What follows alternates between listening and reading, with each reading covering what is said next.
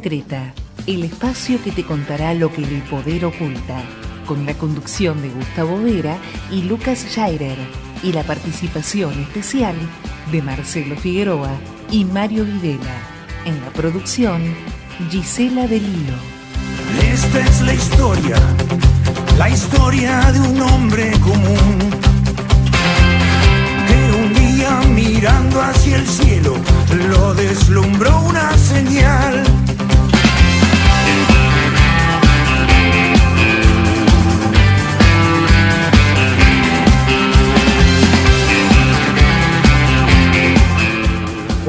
Buenos días, buen martes, estamos en el programa número 33. Estamos en el calor de Buenos Aires, el 23 de febrero de 2016, en un programa muy intenso que va a tener La Verdad Concreta. Mi nombre es Lucas Scherer, soy periodista, integrante de la Alameda. Está al llegar el conductor del programa, Gustavo Vera, legislador de Bien Común, titular de la Alameda. Seguramente venga otro compañero, Damián Caro, el rabino, también nos acompañe hoy en este programa bastante intenso con novedades de todo tipo.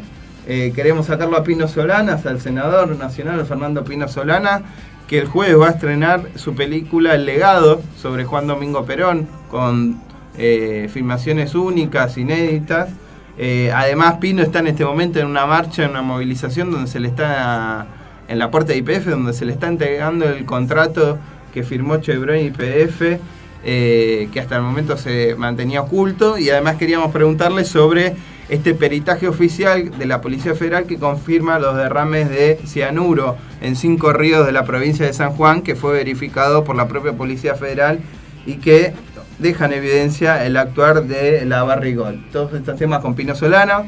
Si nos da el tiempo, que seguro va a ser, queremos hablar con Paolo Menghini. Ustedes saben que Paolo Menghini es padre de Lucas Menghini, referente de los familiares de la tragedia de Once. Ayer se cumplieron 4 años de la muerte de 51 personas y más de 800 heridos en lo que fue la mayor masacre ferroviaria en la República Argentina, que ya tiene 21 condenados, de 28 que estaban sentados en el banquillo de los acusados, y que todavía está la lucha para confirmar justamente estas condenas, para que otros que no tuvieron condenas sí estén condenados y que efectivamente estén en la cárcel, y sobre todo ir sobre alguien que todavía está impune, que es Julio De Vido. De todos estos temas queremos hablar con Paolo Menghini Rey. En breve va a salir también por La Verdad Concreta. Otro de los temas es, ustedes bien saben, Soho, la fábrica de Soho de ropa, denunciada por trabajo esclavo, ligación con narcotráfico, con narcoprostíbulo. Acaba de hacerse una denuncia penal sobre el lavado de dinero respecto de Nelson Sánchez Alterino, el ex dueño de Soho, y su socio Guillermo Greppi, un hombre muy conocido por las cuevas financieras ligadas al kirchnerismo. Estaremos hablando con Ezequiel Conde justamente esta denuncia penal con justamente la Justicia Federal, donde señala la relación del lavado de dinero de esta empresa esclavista que hoy gestionan los trabajadores, y para eso vamos a estar hablando con Ezequiel Conde. Y si nos da el tiempo, la idea es sacarlo a Alfredo Poprinsky, que fue perito contable de la Corte, que preside la ONG Peritos Contables. Acaba de salir una información que fue tapa de página 12 respecto del desmantelamiento que se está haciendo en la unidad financiera que investiga justamente el delito de lavado de activos, el lavado de dinero. Entonces queremos hablar con un experto que conoce el tema, que es Alfredo Poprinsky. Así que todo esto es la introducción de La Verdad Concreta, un programa va a venir intenso y que estamos a la espera del conductor, a Gustavo Vera, el legislador de la Alameda. La Verdad Concreta, lo que el poder calla.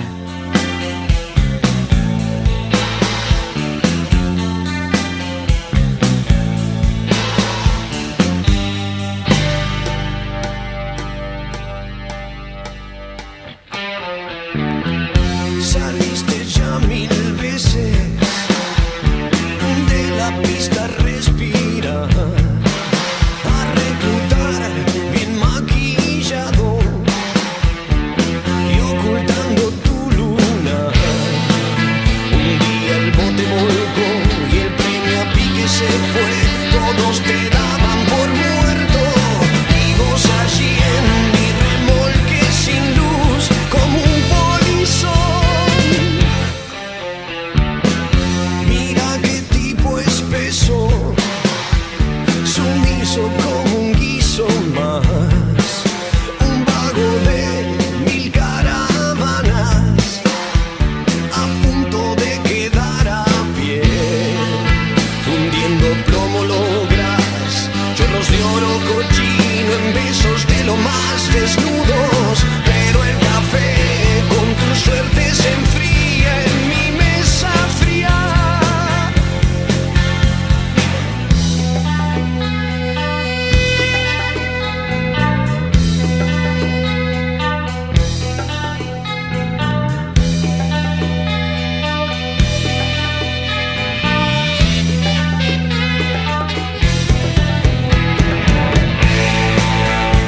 La Verdad Concreta, el programa de Gustavo Vera.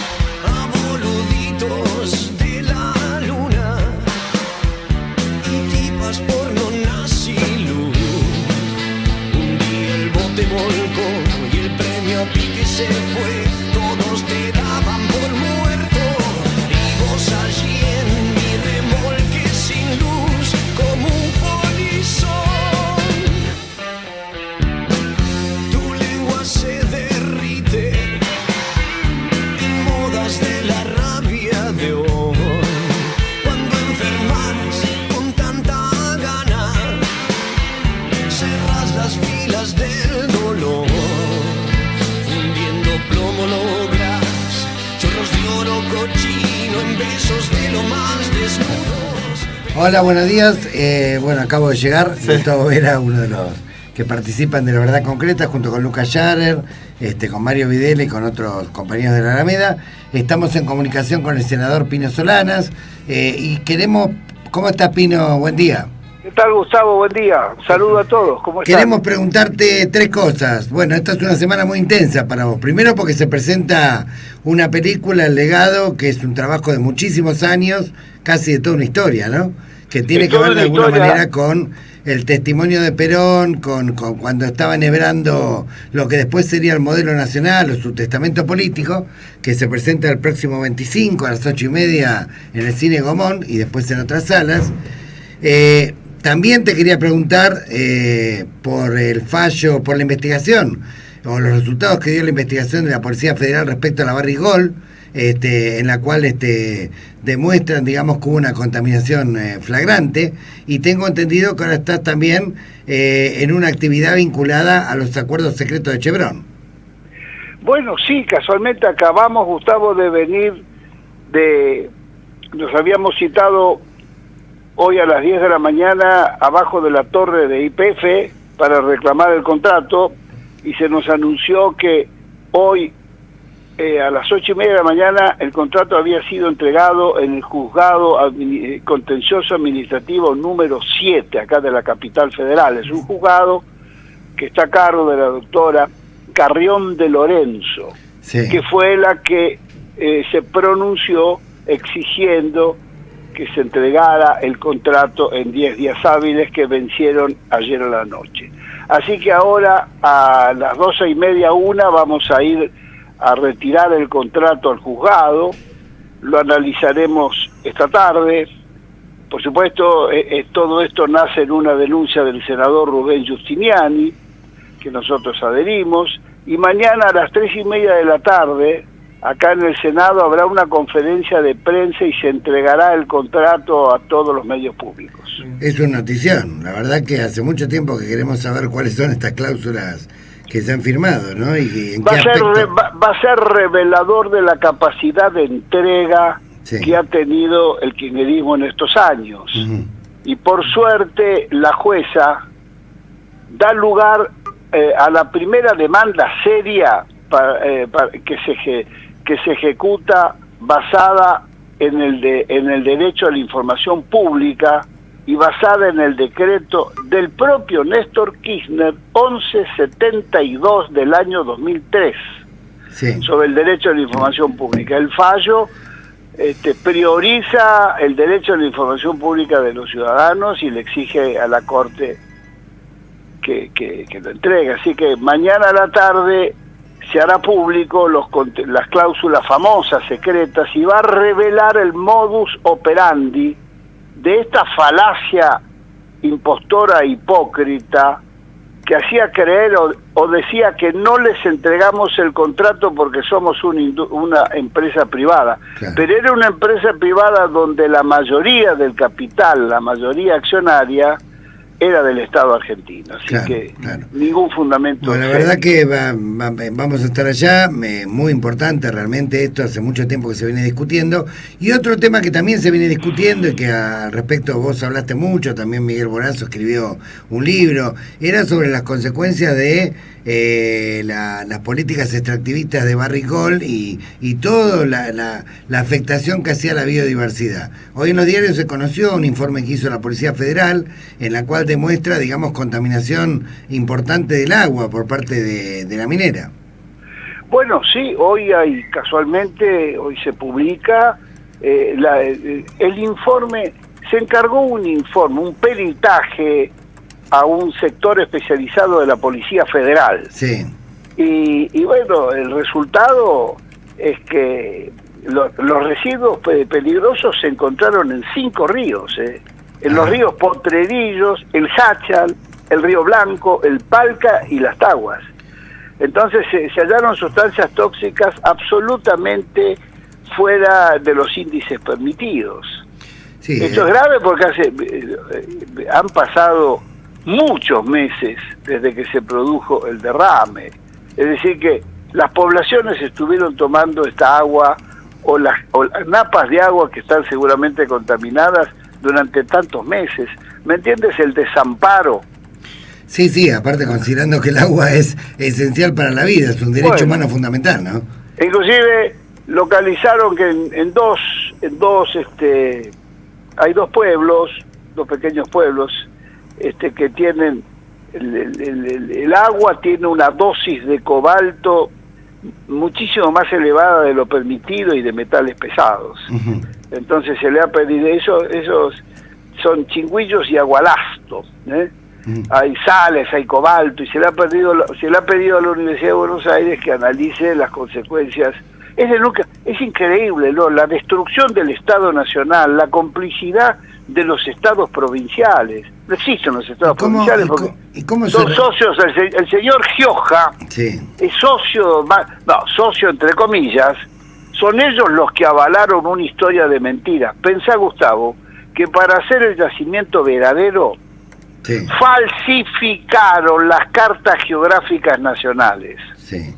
¿Qué quiero decir con esto? Las cartas geográficas del Instituto Geográfico Militar, que tienen décadas, fueron falsificadas para demostrar que el yacimiento Veradero no tocaba glaciales, está sobre glaciales. Ahora, aparentemente, a pesar de esto, digamos que ha quedado contundentemente demostrado el daño tremendo que está provocando en los ecosistemas y en la población, no parece que haya un cambio sustancial por parte del gobierno, que acaba de eliminar las retenciones a las mineras y creo que no tiene en vista, digamos, desmantelar estos emprendimientos que tanto daño están haciendo a las comunidades. Bueno, es como estás diciendo, porque acaba de suprimir las retenciones a la minería. Sí. A la minería.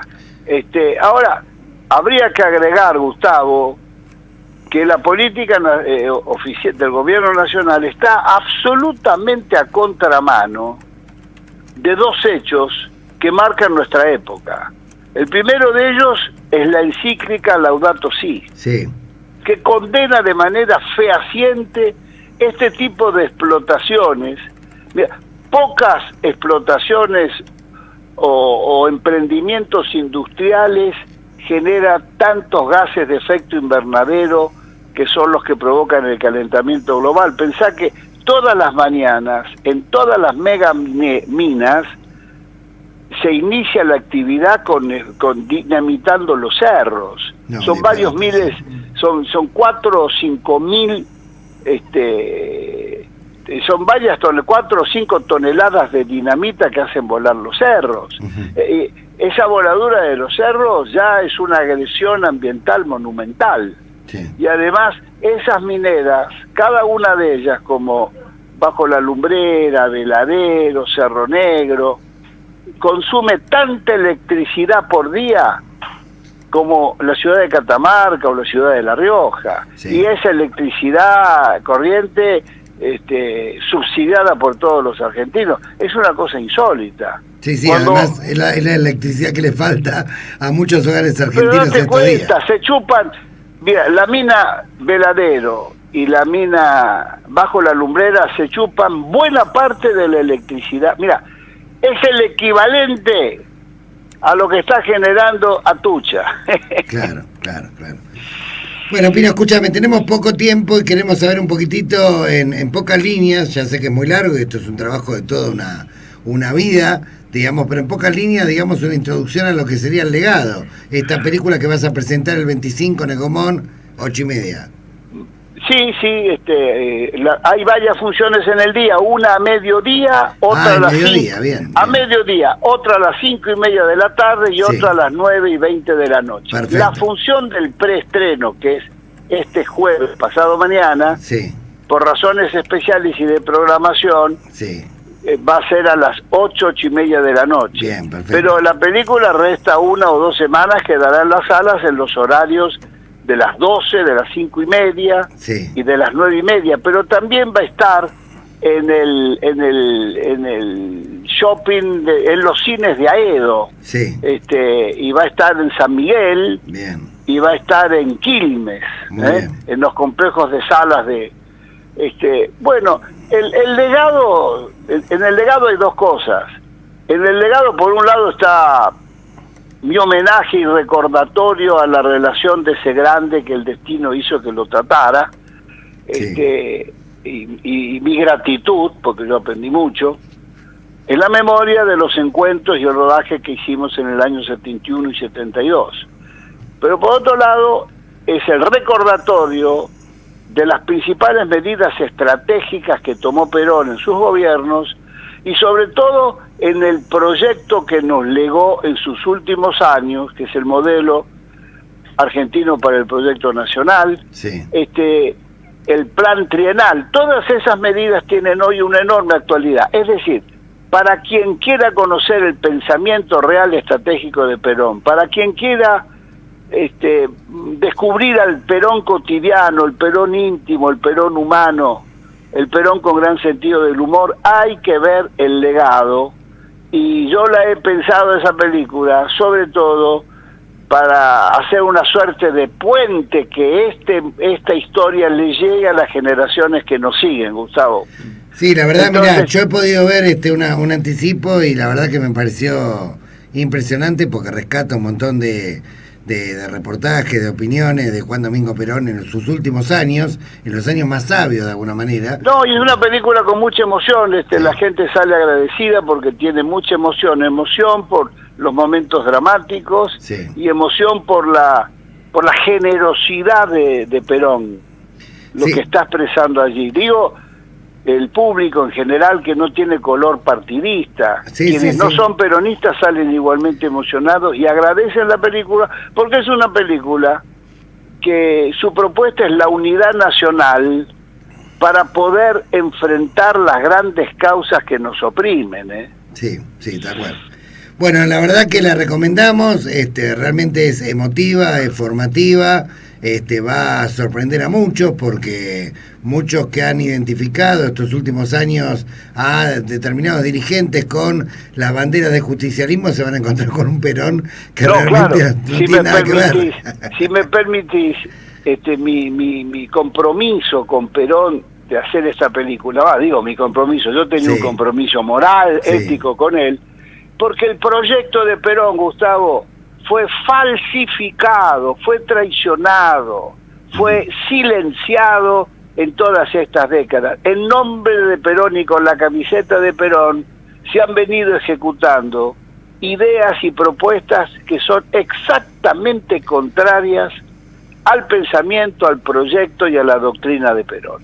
Sí, basta leer el capítulo ambiental para darse cuenta y relacionarlo con lo que acabamos de hablar, capítulo ambiental del Proyecto Nacional, donde Perón hablaba justamente de estas corporaciones que destruyen la biodiversidad, el medio ambiente, provocan calentamiento global y provocan una marcha suicida de la propia comunidad. Así es, que, querido, bueno, así es. la verdad que la recomiendo y bueno, el miércoles estaremos allí y obviamente... El jueves, pasado mañana. Mañana Y estaremos... va a quedar 1 o 2 semanas en cartel, así que no es que hay una sola función mañana. Las funciones son a mediodía, a las 5:30 de la tarde y a las 9:20 de la noche. Bueno, perfecto, Pino, te agradecemos mucho esta comunicación. Muchas gracias, Gustavo. Un saludo a la audiencia. Gracias Hasta querido. luego. Gracias.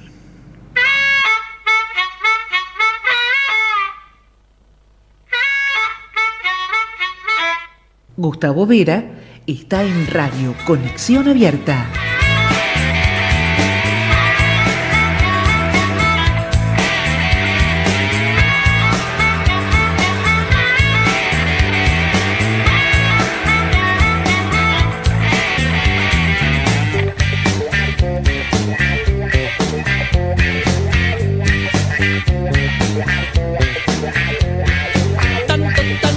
Te cuidabas y ahora estás seco y nada, nadie te fue a ver.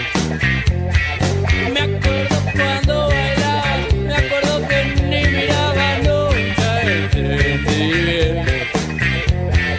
Un escote que termina donde empieza la cadena de algo notario sin red. No te salvo el día en que salía, discutía ni el voto.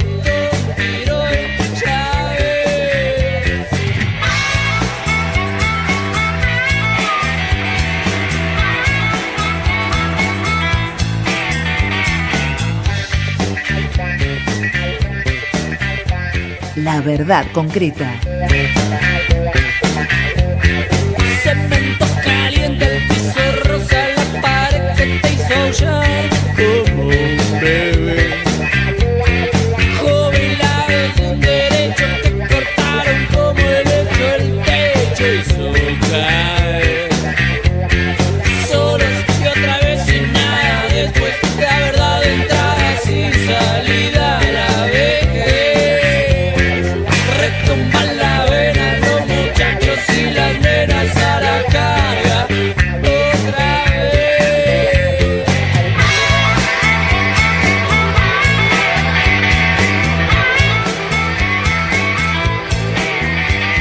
Pistolas que se disparan solas, caídos todos desconocidos, bastones que pegan sin razones. La muerte es una cuestión de suerte. Bueno, acaba de llegar este otro colaborador de La Verdad Concreta, Damián Caro. ¿Cómo estás, Damián? En instante vamos a tener una comunicación. ¿Cómo estás? ¿Qué tal? Buen día. Perdón, en instante, lo que pasa es que estamos corriendo con el tiempo porque tuvimos un largo reportaje que nos obligó a reprogramar un poquito. En instantes estamos en comunicación con un miembro del Consejo Directivo de la CGT, secretario general del Sindicato de Docentes de la Provincia de Buenos Aires, UDOCBA, Miguel Ángel Díaz, que nos va a hablar de un tema que es candente, digamos, en estos días y clave. Tiene que ver con las paritarias docentes. ¿Comienzan, no comienzan las clases? ¿Cuál es finalmente el acuerdo? Ha habido un entredicho público realmente poco usual, donde el gobierno promete una cifra, 40%, y después el ministro y después el presidente dice que en realidad más del 25% no se les va a dar. Esto genera de alguna manera rispideces. Hay todavía paritarias como la de la provincia de Buenos Aires que no han comenzado. Y bueno, la verdad que hay mucha incertidumbre respecto a si van a comenzar las clases o no, sobre todo porque el conflicto docente siempre es un caso testigo de cara a las importantes paritarias que vienen. No es el primer entredicho del gobierno con los gremios, también lo tuvo en relación a la alicuota del impuesto a las ganancias, donde lo que dijo en la Casa Rosada era un anuncio y después en la letra chica aparecía otra cuestión, y esto generó, digamos, bastantes tensiones con las centrales sindicales. Bueno, estamos ya en contacto entonces con Miguel Díaz, miembro del Consejo Directivo de la CGT, secretario general de UDOCBA, el Sindicato de los Docentes de la Provincia de Buenos Aires. ¿Cómo está, Miguel? Buen día. ¿Cómo te va, Gustavo? ¿Cómo andás? Muy bien. Bueno, ¿por qué no nos contás un poco cómo ves el tema de la paritaria nacional y la paritaria en la provincia de Buenos Aires, ¿Qué perspectivas le ves? Yo creo, mira Gustavo, creo que esto se inscribe en una estrategia bastante bien pergeñada por el gobierno nacional. Ofreció el 40, mostró sus cartas, sí, ¿no? Y ahora no quiere firmar. ¿Y para qué no firma? Para que le terminen los dirigentes reclamando el 40 y que se olviden de sus pretensiones, porque hay otras organizaciones sindicales como nosotros que estamos pidiendo que el gobierno nacional y provincial paguen 12.000 pesos por mes, sí, en un cargo de maestro testigo. Claro, porque entonces, el 40 sería sobre el básico. Claro, el 40 no, el 40 es sobre el inicial, pero claro, 12.000 pesos. Entonces, claro, que se garantice que todos ganen 8.400, la verdad que a nosotros no nos hace cosquilla, porque sí, significaría un aumento o una recomposición del 20, sí, con una inflación del año pasado del 32 y con una que viene del 40. Entonces, evidentemente, es salario a la baja. Entonces, en cambio digamos, y están, es una estrategia, y es evidente porque el silencio del gobierno nacional y los gobiernos provinciales, cuando en otro momento están en una una situación desesperada, o están tirando carne al asador, lo que están haciendo ahora es hacer tiempo, así como el juego del tute cabrero, ¿no? Sí. Hay que aclararle a los oyentes que cuando el gobierno hablaba del 40, no es el 40 sobre el total de lo que cobra un docente, sino solamente sobre la parte remunerativa, donde en muchas provincias la parte no remunerativa es un componente importantísimo, de casi el 40 o el 50% según los casos. Claro. Por lo tanto, ese 40% en realidad, como bien señala Miguel, terminaría siendo el 20 concretamente. Claro, no, pero además de eso, vos fíjate que no se resuelve nunca este tema, que es profundo, es ilegal, el pago del salario en negro, que más del 50% de la composición de nuestro salario, y esto es todo el país, incluido Capital Federal, no se resuelve nunca. Se inventan bonificaciones que afectan en parte a la antigüedad, en parte no, es decir, todo un salario gris oscuro, sí, que es casi negro y que realmente lo hace el Estado sin ninguna normativa que lo respalde. Y eso está en las discusiones paritarias nacionales y provinciales, el tema del blanqueo. Eso es lo que dicen, ellos terminan la discusión diciendo de que es imposible pagar en blanco, es imposible blanquear o sea que como que no hay presupuesto que alcance. Yo creo que es absolutamente, rotundamente mentira, porque ¿cómo hacían en otra época para pagar entonces los estados? Cuando tenía mucho menos PBI el Estado nacional, el Estado provincial, cuando el Estado nacional vertebraba la educación, en casi un tercio lo bancaba el Estado nacional. Hoy el Estado nacional no lo banca. A las provincias le dieron los servicios, arreglate Catadina, pero el Estado Nacional tiene una recaudación extraordinaria. La relación sigue parecida a la que tenía ante Cristina, 75 para la Nación, 25 para el resto de las provincias. Bueno, si esta situación, esta ecuación no se modifica, las provincias siempre van a ser pobres, siempre. Pero además, escuchame una cosa, acaban de aumentar los servicios de electricidad en un 500, un 600%. Sí. Se acabaron los subsidios para la electricidad. ¿Dónde va ese dinero?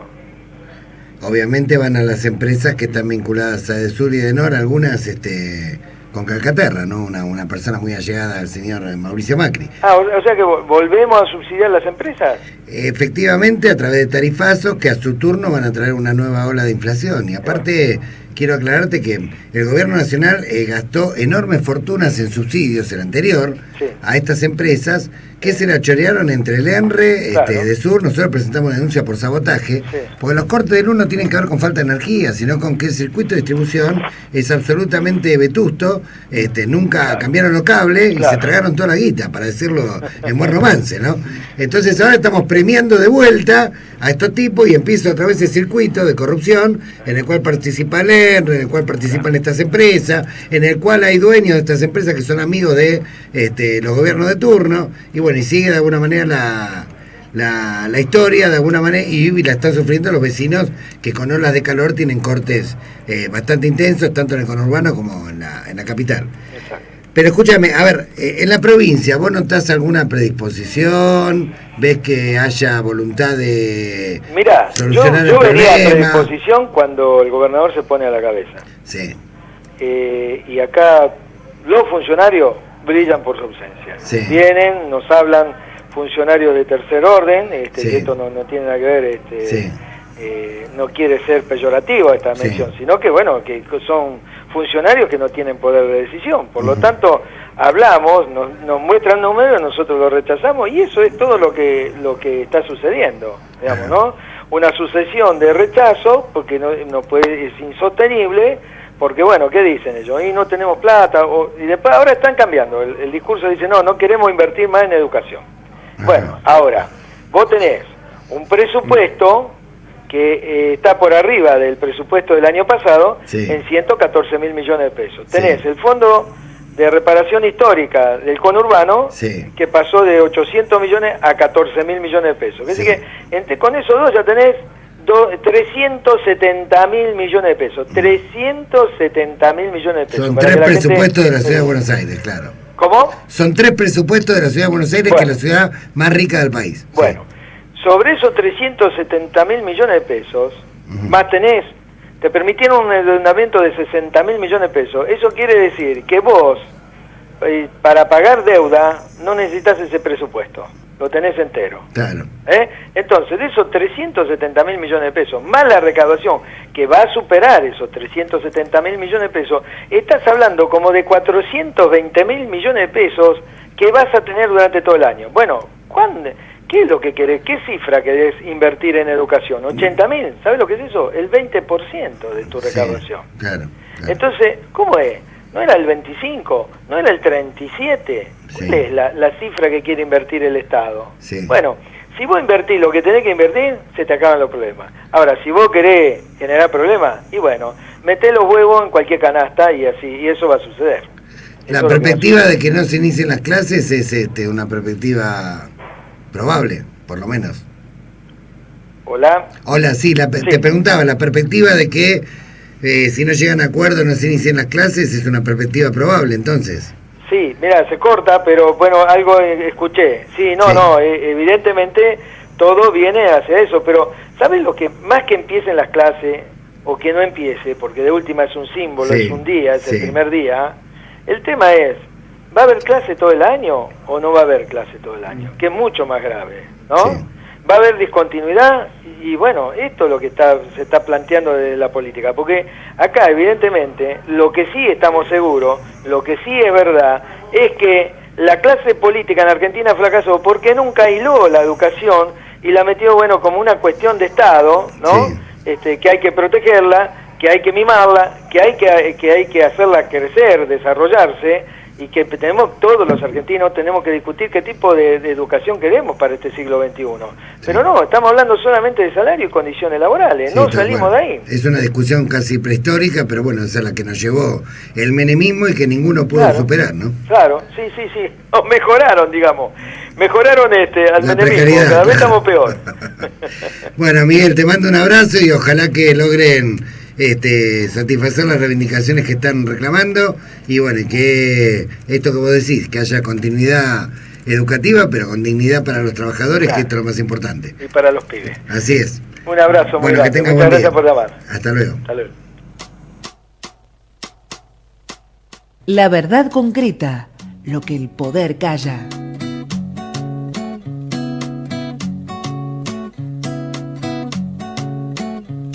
Cuatro ebrios se lo llevan al roquero.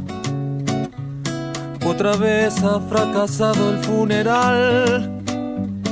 En el barrio se relamen las pancartas, avivando al modelo para armar. Baila, baila, el boca en boca está de paso, pero esta vez el muerto regresó. Y sentía que era extraño en esa orquesta, que aburría de sonar en sol mayor. ¿Por qué? Ese palo que te amasa, que te apopa, que te aplasta, vos lo usas para matar. Después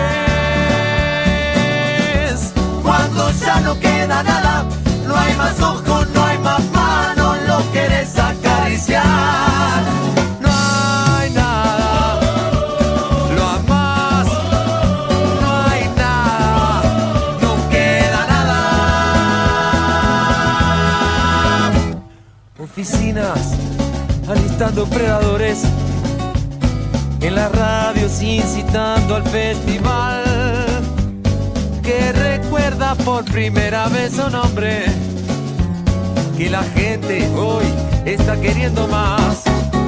Con el tiempo se nos fue para la cresta de una ola que no para de crecer. Hoy su cara está en todas las remeras, es un muerto que no para de nacer. ¿Cuál es? Kamikaze de otras almas, aburridos en sus casas, no se animan ni a cantar. No se animan ni a cantar. Después, alucina que planea un héroe de otras tierras y lo viene a rescatar. Es esa, si no está la jeta, vos armás una careta con tus ganas. Amén. Amén. Amén.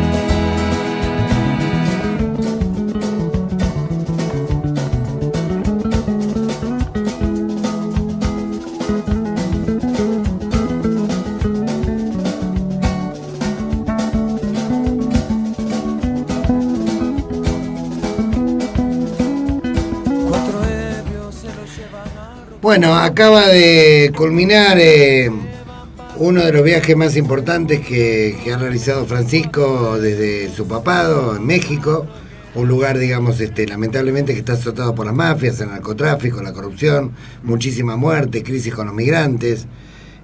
Francisco ha recorrido las zonas más candentes, Ciudad Juárez, Chiapas, Morelia, muchos de los lugares que habitualmente ningún visitante extranjero de un organismo público, de un estado, recorrería, digamos, y no sería la hoja de ruta que le armaría ningún gobierno, digamos, que quiere esconder la mugre abajo de la alfombra. Fue un viaje muy conflictivo desde sus inicios, en su preparación, con muchísimos intentos de condicionar de alguna manera los lugares, los discursos por parte de Francisco. Y un viaje donde, como ya nos tiene acostumbrado, los propietarios, no los periodistas, los propietarios de los principales medios locales y algunos internacionales, habitualmente cuando Francisco se refiere a temas sensibles que ponen al desnudo la injusticia, el egoísmo, la inequidad del sistema actual, suelen invisibilizarlo o suelen armar campañas distractivas para que de alguna manera no veamos los problemas de fondo que se están planteando.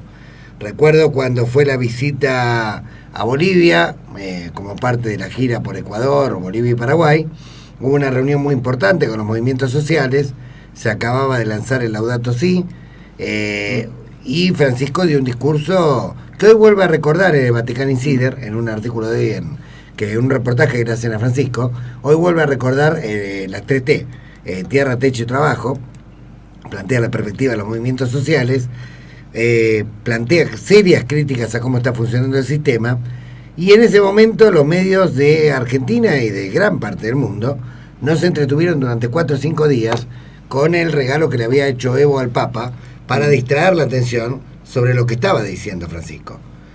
Ahora en la Argentina ocurrió exactamente lo mismo. O sea, en el momento en que Francisco llega a Chiapas y empieza el tramo más intenso, de alguna manera, de su visita en cuanto a discursos, en cuanto a geografía, en cuanto a símbolos, en cuanto a relación con los migrantes, con pueblos originarios, justo en ese momento, ¿sí?, sale una tapa sobre el rosario que Francisco le envía a Milagro Sala, que en realidad se lo había enviado una semana atrás, ¿sí?, pero naturalmente el diario eligió publicarlo en determinado momento para provocar una polarización artificial entre esta grieta de alguna manera en la que nos quieren hacer meter, y estuvieron todo el tiempo discutiendo, hasta el día de hoy inclusive, pero con bastante intensidad, particularmente en los momentos en que Francisco estaba en Chiapas, en Morelia, en Ciudad Juárez, y si uno quería enterarse qué era lo que decía Francisco, o uno quería seguir su mensaje, tenía que tener cable, tenía que ver CNN en español, tenía que ver Televisa. Bueno, realmente en la Argentina, la tierra del Papa, el Papa que está de alguna manera siendo reconocido internacionalmente como un mediador moral mundial, un hacedor de puentes, reconocido por casi todas las religiones y por casi todos los estados, que es un orgullo para la Argentina, es invisibilizado por los propios propietarios de los medios de comunicación en Argentina. No así los periodistas, porque doy fe que los periodistas escriben un montón de informes, los que van de corresponsales, pero después se los recortan en el camino.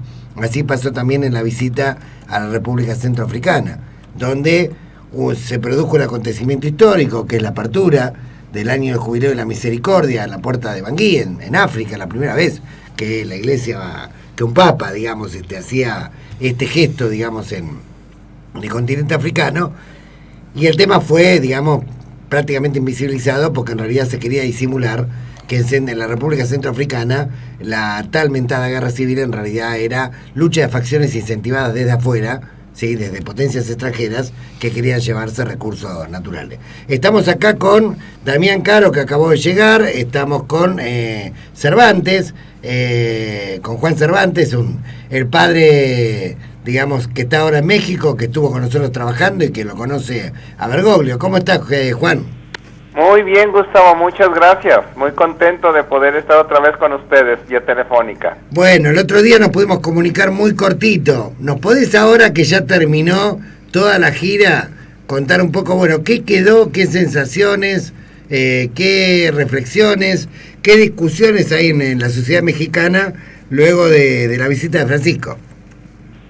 Bueno, la visita de Francisco, en mi opinión, aquí en México, develó las inconsistencias del Estado mexicano y también las inconsistencias de la misma Iglesia de México. Sí. El llamado fue muy fuerte con respecto a recobrar la riqueza que tienen las personas. Uh-huh. Y un llamado muy fuerte también a aprenderse a cuidar, a que no puedes hacer las cosas a cualquier precio. Sí. Y un gesto muy importante, como ya lo comentabas tú, fue lo que pasó en Chiapas, que se le pide perdón a los pueblos originarios. Sí. Y también se reivindica la figura de personas que se involucraron muy fuerte en la lucha por la dignidad de los indígenas mexicanos, uh-huh. Particularmente de Samuel Ruiz, ¿no? Que fue denostado tanto por el gobierno de turno como por la iglesia. Sí. Ir a visitar la tumba de Samuel Ruiz es todo un gesto muy fuerte, y es también como poner el tipo de pastor que él propone. Bueno, se cortó la comunicación, vamos a volver a retomarla. Quiero contar algo que escribió ayer Francisco, es una carta personal que por supuesto no puedo divulgar, pero sí puedo hablar de una frase que se refiere específicamente al viaje a México, y donde Francisco me cuenta ayer que el viaje fue maravilloso, porque ese pueblo es maravilloso, sufrido, alegre, tantas veces explotado, pero siempre tira para adelante. Esto es algo que esta religiosidad, esta esperanza, este movimiento de un pueblo que, a pesar de una tremenda adversidad de corrupción, de narcotráfico, de explotación, puede construir alegría y puede construir perspectiva, ¿no? ¿Qué es lo que opinas, Damián, de todo este viaje, de lo que pasó, su cobertura? Sí, yo me había quedado con esta no cobertura, y me había referenciado a la Biblia, volviendo al famoso versículo que tanto compartimos en Occidente: amarás a tu prójimo a ti mismo. Me gustaría que lo empecemos a ver un poquito antes. Esto es Levítico, en el capítulo 19. El versículo 16 dice: no andarás chismeando entre tu pueblo. No se puede ser chismoso. Sí. No atentarás contra la vida de tu prójimo. Clarísimo. Versículo 17: no aborrecerás a tu prójimo en tu corazón, razonarás con tu prójimo para que no participes de su pecado. Hay que hablar con el otro, la cultura del diálogo, del encuentro. No te vengarás, no guardarás rencor a los hijos de tu pueblo. No te lo podés agarrar con uno en particular porque antes no te gustaba. Sino, amarás a tu prójimo como a ti mismo. Es una especie de llegada final, el amarás a tu prójimo como a ti mismo. Creo que acá estamos corriendo el foco. Cuando estamos viendo que un religioso entrega un instrumento de rezo a alguien, es un acto de bien. Ahora, si lo usamos desde el ser chismosos, estamos planeando una estrategia. Creo que acá la estrategia era bastante clara, un poco en referencia a lo que vos decías, estos mensajes milenarios que Francisco hace carne y que lleva a México, y que un poco acá estamos tratando de mirar para otro lado. Sí, ahora continuamos con las reflexiones de Damián. Tenemos 3 minutos de comunicación con Juan, nuevamente. Juan, bueno, terminando de comentar entonces tus impresiones. Estabas hablando, bueno, de la reivindicación del obispo Samuel Ruiz por su compromiso con los pobres, pueblos originarios, y qué otras cosas te disparó, te hizo reflexionar la visita de Francisco, y qué ves en México. ¿Qué pasó? En México el debate fue muy fuerte con respecto a si la Iglesia puede entrar en temas de sociedad, ¿no? La separación Iglesia-Estado acá en México históricamente ha sido muy complicada. Sí. El debate del Estado laico fue fuertísimo, se criticó muchísimo, por ejemplo, que el presidente se acercara a un acto religioso y que comulgara, sí. Bueno, un montón de cosas, ¿no? Y también el tema fuerte es que hizo unas reflexiones sobre la vida en sociedad, ¿no? Por ejemplo, todo este llamado al tratar con respeto a los demás, muchos llamados que tenían que ver con en la manera como se abusa del poder, ¿no? Como se abusa de lo que tendría que ser servicio, ¿no? También otro gesto muy fuerte fue el recordar a los muertos en las fronteras, el trabajo el reconocer también el trabajo de las personas que trabajan con los migrantes. Todos estos gestos fueron muy fuertes.